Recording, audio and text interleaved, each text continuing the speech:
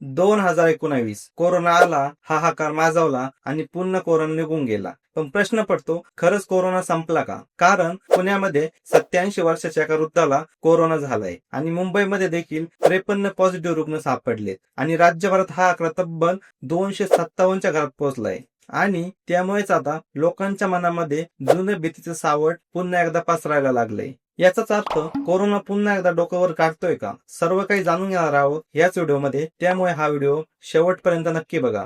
आधी बघूया या कोरोना रुग्णांवरती सरकारचं काय म्हणणं आहे. तर आरोग्यमंत्री प्रकाश आंबेडकर माईक समोर येऊन सांगतात की कोरोना वाढतोय, परंतु घाबरू नका, सगळ्यांची रोगप्रतिकारक शक्ती वाढली आहे, त्यामुळेच अफवावरती विश्वास ठेवू नका. म्हणजेच सरकारने आश्वासन तर दिलंय, परंतु ग्राउंड रियालिटी काय आहे त्याच्याकडे जरा नजर टाकूया. तर मुंबईमध्ये 53 रुग्ण, पुण्यामध्ये देखील काही नवीन रुग्ण आढळून आलेत आणि देशभरात हा आकडा पोहोचलाय तब्बल 257 रुग्णांवरती. आणि हा आहे कोरोनाचा नवीन व्हेरियंट, म्हणजेच LF7 आणि NB1.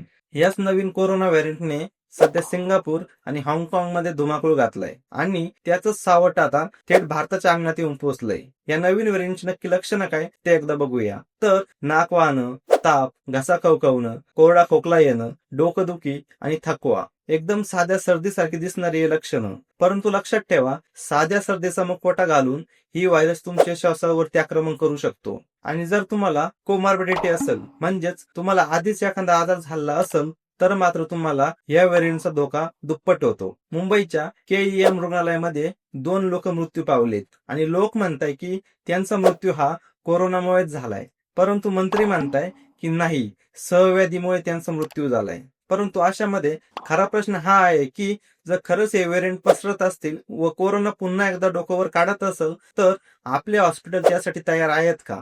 आपल्याकडे पुरेशी टेस्टिंग किट, पुरेशा बेड्स आणि पुरेशी माहिती आहे का? तसंच हाँगकाँग वरून येणाऱ्या लोकांवरती आपण बंदी घालणार आहोत का? तर मंत्री आंबेडकर सांगतात की जेव्हा केंद्र SOP पाठवेल तेव्हा पाहू, परंतु तोपर्यंत मात्र आम्ही काही निर्णय घेणार नाही. परंतु मग प्रश्न आता असा की तोपर्यंत जर परिस्थिती हातातून निसटली तर मग काय करायचं? मग मंत्री सांगताय की PSC तयार करतोय, ते ठिकाणाचं काम लवकरच पूर्ण होईल आणि मग तिथं सेवा देण्याचं काम चालू होईल. पण मग आता प्रश्न एवढाच की आज जर 87 वर्षाच्या पुण्यातील एका आजोबांना कोरोना होत असेल, तर मग तुमचं PSC त्याला वेळेवर उपचार देऊन वाचवेल का? कोरोनाची भीती गरजेची नाही हे जरी सरकार म्हणत असलं, तरी मात्र एक गोष्ट खरी आहे की गाफीलपणाही आपल्याला परवडणारा नाही. त्यामुळे परत एकदा मास्क घ्या, सॅनिटायझर घ्या आणि अफवांपेक्षा तथ्यावरती विश्वास ठेवा. कारण एक गोष्ट नेहमी लक्षात ठेवा की कोरोना पूर्णपणे संपलेला नाही, तर फक्त शांत बसून संधीची वाट बघतोय. त्याचमुळे तुम्ही सतर्क राहा, सजग राहा आणि स्वतःची काळजी घेत राहा, कारण हा प्रश्न आहे स्वतःच्या आरोग्याचा.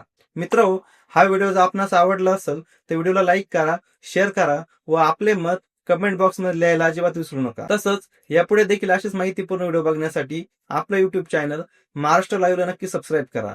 भेटूया नवीन व्हिडिओसह. तोपर्यंत स्वतःची काळजी घ्या.